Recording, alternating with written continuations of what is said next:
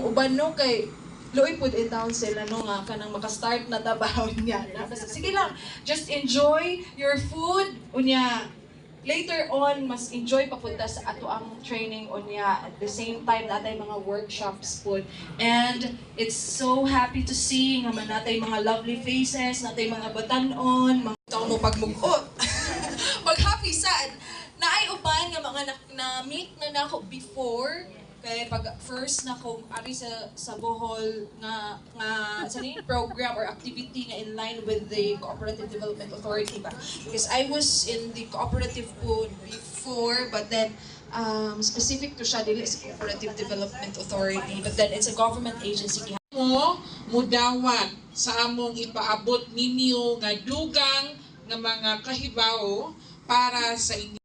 Sa pag-uhay lang ng mga nerehistro ng mga cooperatives, murag, kuan ba, transferring of knowledge from one cooperative to cooperative, that's the spirit of cooperativism. So, ato ang kanyo karon kadaghanan matud pa nimo 20 groups na ay allocation onta nga tag 250,000 ni adto ug 12 ra nakadawat. So, ang ako pong concern is ibalik nato sa mga taga-gobyerno nga public servant. Number one is yung LGU. Akong observation for 5 years na ko deres Bohol kay kuan man ko sa cooperative. Doon ay mga maayong nga result.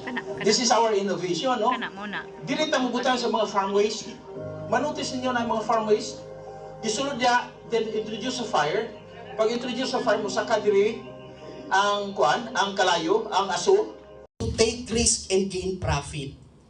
So, yung ana ka-importante ang pagnegosyo. No, dili ta pwede nga, ay ihatag ra na. Ay, parinti bitaw na to na, i-discountan. No.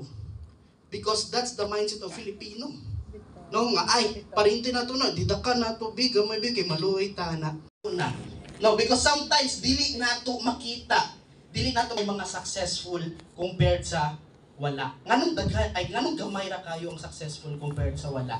Because na sila yung mga traits ngayong ani, no? So if makita nimo dira nakabutang no, the key characteristic that a successful entrepreneur should have in order to be successful. So kinahanglan natay ingana nga mindset, ingana nga batasan. Okay ba mo ana? Willing ba mo to adapt ani nga pamatasan? Ha? Yes, no? Willing jud tanaw. So that's why na if ganahan ta mo musulod sa entrepreneurship nga industry, sa entrepreneurship nga world, willing ta mo adapt, willing ta mo imong flexible because from time to time na ay changes sa pagnegosyo. No? From 1950s nga pag-introduce sa business, no? Wala dili na siya parehas karon. No? Ang katong if sa una kusugay dapat kinahanglan na kay tindahan. But karon even though wala kay tindahan, pwede ka mamaligya, no? Nara kay internet, na kay cellphone, na kay camera, pwede ka mamaligya. For economic status lang ang habol namin. Ando lang na makapagbenta ng coffee, o ganyan lang. Kaya nga na-inspire kami nang nagkaroon ng training, nagka-branded na tayo. Halos lahat ng stakeholder na inspire doon kasi yung pagiging from Baslay, na-associated ka na, Baslay ka pala, taga doon ka pala sa area na mayroong coffee. Kasi kung titingnan mo, kung pupunta ka sa Cebu, may ampaw, may chicharon. Pupunta ka sa Bayawan, may baybay. Punta ka sa Tanhay, may budbud. Dito ngayon sa Dawin, pag sinasabi mong punta ka ng Dawin, associated na yung coffee doon.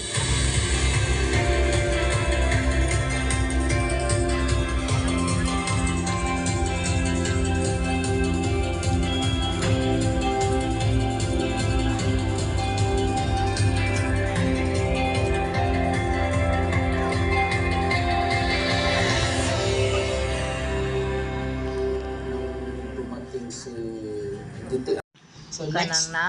So kanay internal factor, entrepreneurs persona. So katong gingon diri ni Ma'am ganina no, katong passion ko no, diri na masulod. Unsay imong passion, no? Passionate about, no? And then unsay skills nga naa ni or ability and then resources. First is passion. Unsa may pinakahilig nimo? Nga bisag ganahan kayo ka dili ka matak-an, no? So mo ni siya no, ang number one po no nga ikuan bitaw siya sa mga sports no, nganong dagan kay tong high paying sports bitaw athletes no, that includes our ano ang katong name mo natong two-time gold medalist no nga unsa magwinaan nila nga nganong ingana sila ka maayo sa ilahang field. Number 1 nga nakita is passion. Passionate sila about sa ilang gihimo, no? Training, no? Dili sila makapuyan. Ano man sila training? From 12 years old until di mo siya 25 years old, training yun siya. Because passionate siya about ana, no? So even though nga na, no? If magnegosyo ka, unsay passionate about nimo, no? Passionate about ka sa, no? O healing, no? Passionate about ka sa pagtanong, no? Sa may passion mo, passionate ka nga, magganahan ka, magpatsyada o mga buhok sa tao. No, pwede na siya, no? Yung cooperative, magtukod o ingana, no? Beauty parlor, pwede po. Yung cooperative, magtukod o kanang nato. 1,000 per month. So, nakita ninyo nga trend. So, by the next pila ka years, pwede na ninyong budgetan. No? Nga, mag-budget ta for electricity is 1,000. Ang tubig na to is makita na tong trend, kaabot og 500 to 600. So, i-budget na ninyo daan. And then makita po ninyo nga ang employees wage ninyo, no? Natay tulo ka buok trabahante. Mao ni ang ilahang bayan, mao ilang swing is to save money and plan for the future. So, ana siya ka-importante because hindi ma-stop ang operation because naamoy na impact na kwarta. So, nga na siya ka-importante. Next. Step 5. Know the rules, no? In addition to understanding the theories, core competencies, and elements of financial literacy, you need to know the rules for financial success. Nga na, no? Create mo budget at the same time, kung sa paman, naman tayo katong policy formulation, no? You create sa inyong kooperatiba, you create a policy kung unsaon niyo pag-spend sa kwarta. No? If ever you are inyong cooperative is agricultural cooperative, if ever naamoy member nga mutikad sa iyang yuta and then kinahanglan siya og fertilizer, kinahanglan siya og ingana, no? Before siya makakreate ana, make sure lang before siya maka-borrow sa inyo no? Matter dirita sa test. Okay ba? Yes. Kamay nakuha? Yes. Okay, pehilo man kayo. Basta utang lagi. Adto po kayo. Pagdagan may go pa. Budari MPC, Tagbilaran City, Bohol. Signed by our Regional Director of the Cooperative Development Authority, Ms. Christina H. Villamil. Pakpak!